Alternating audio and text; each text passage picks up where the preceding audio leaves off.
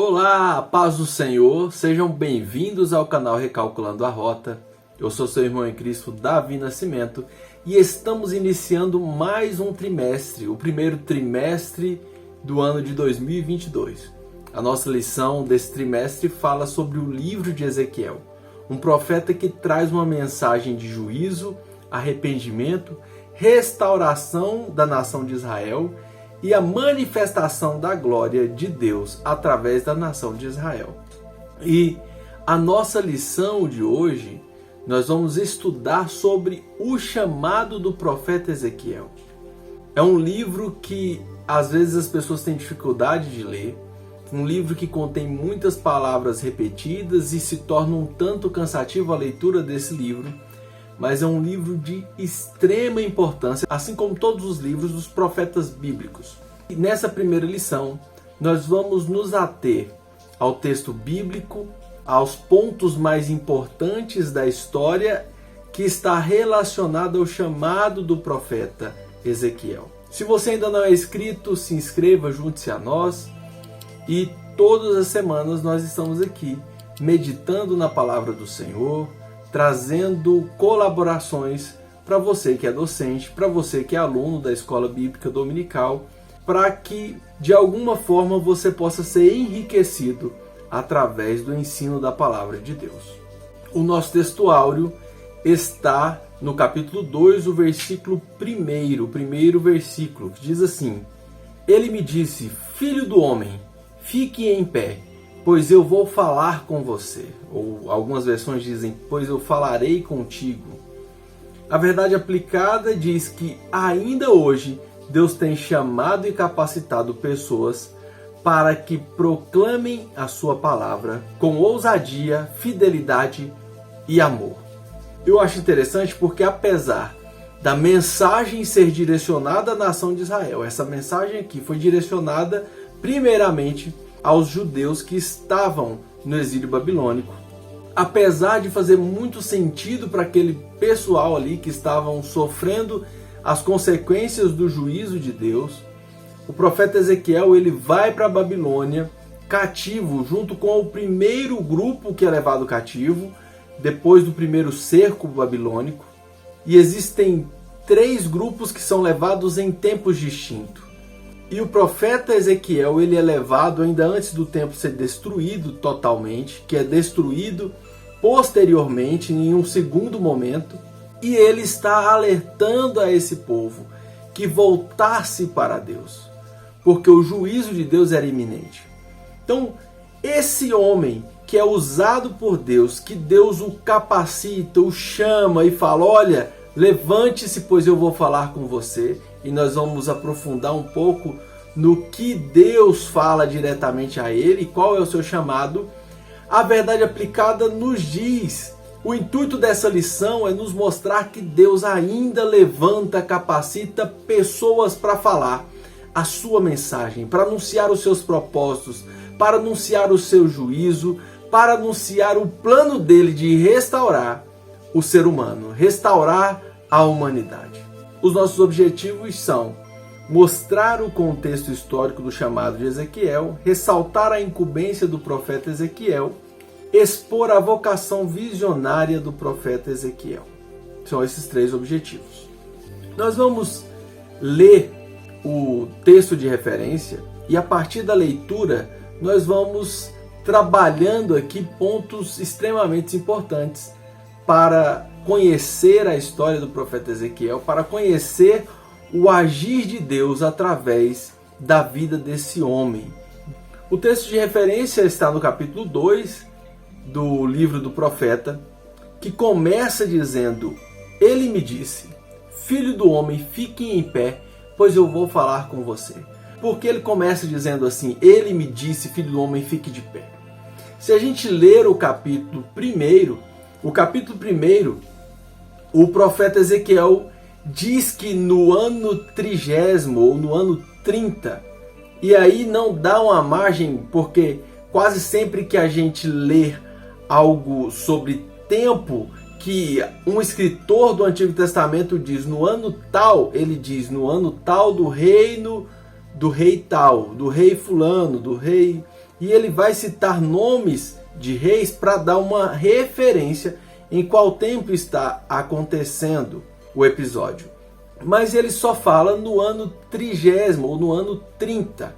Então a maioria dos estudiosos coloca como uma grande possibilidade de que o ano 30 é a idade do profeta, desse moço, o Ezequiel.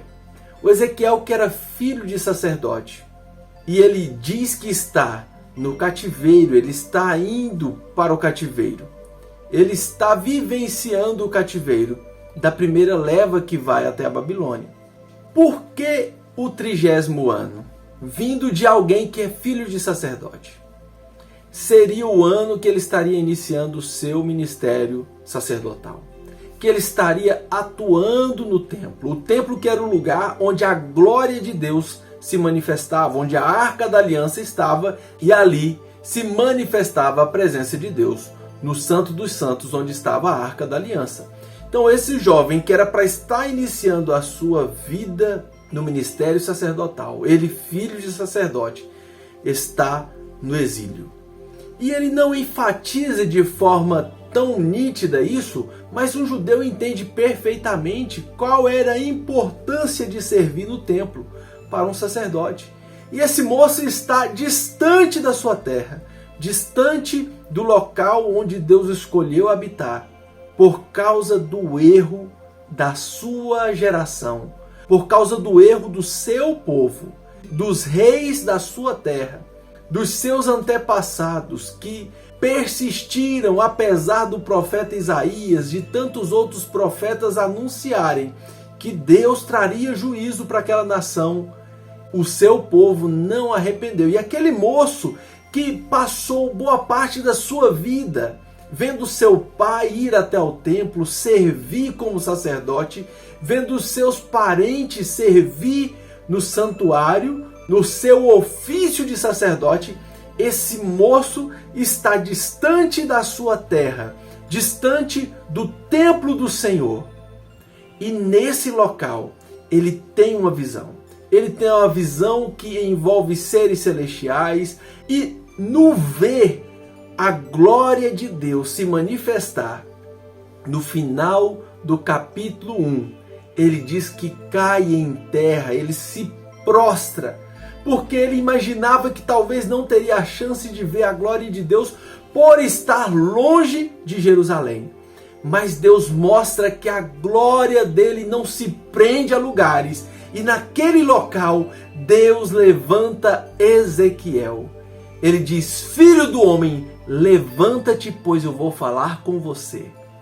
Aqui está iniciando o seu ministério. Você achava que seu ministério estava encerrado porque você fez planos para estar em outro lugar.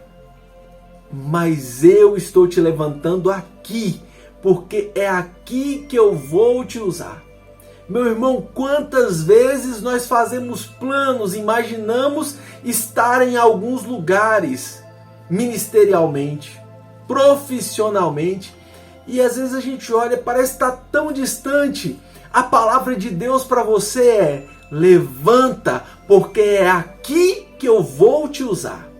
É nesse local que parece ser tão distante do que você pensou, mas os planos de Deus são maiores e são mais altos do que os nossos.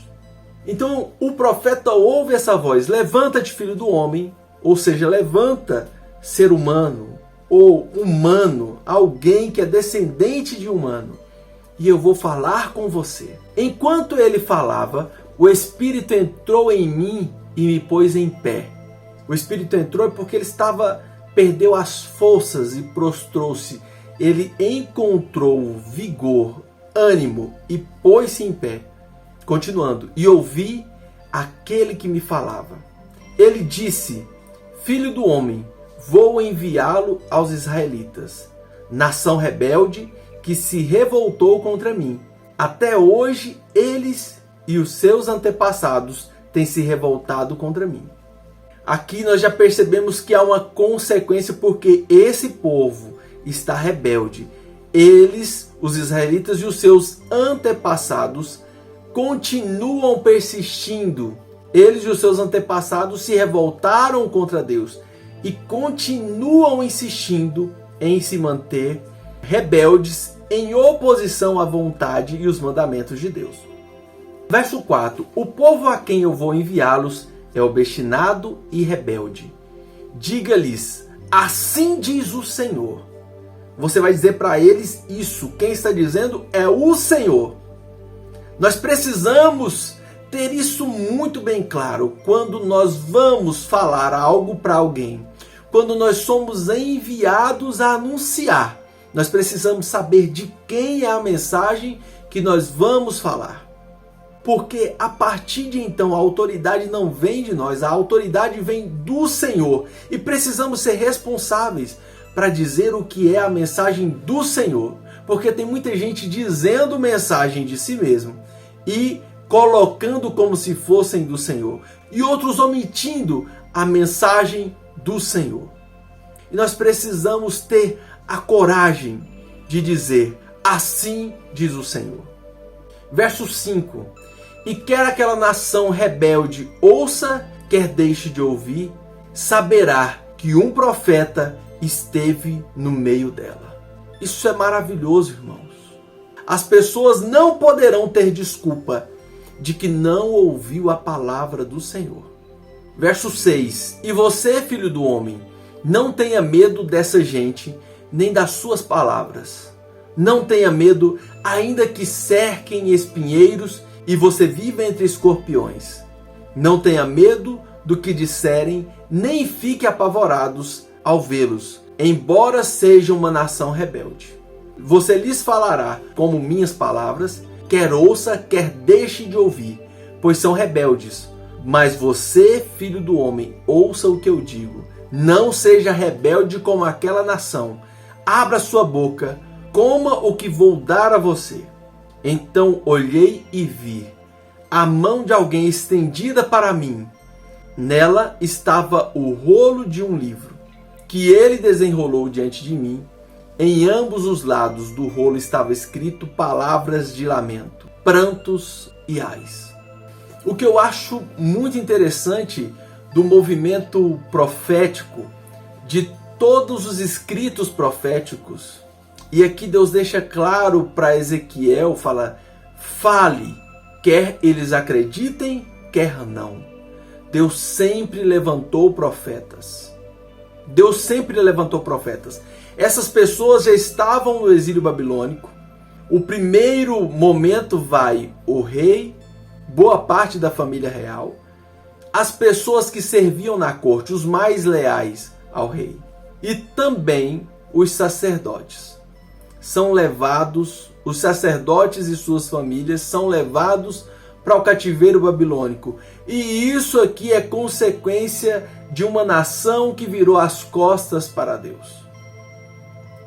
É interessante que o juízo vem para toda uma nação. E o Ezequiel, alguém que desejava tanto estar no templo, alguém que almejou aos seus 30 anos estar em uma situação diferente, oferecendo sacrifício a Deus, estava distante da sua terra, por consequência de tantos outros rebeldes. Mas Deus sempre levanta alguém para falar.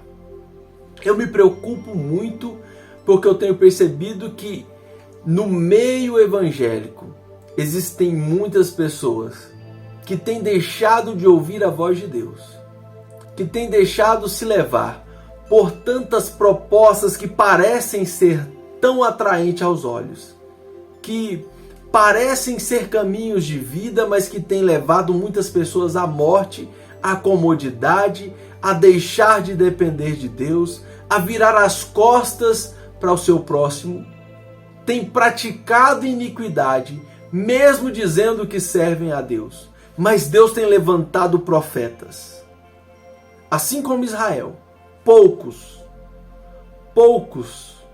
mas Deus tem levantado pessoas para dizer, assim diz o Senhor. Mas nós estamos no meio de uma geração que gosta de ouvir coisas boas, apenas palavras doces.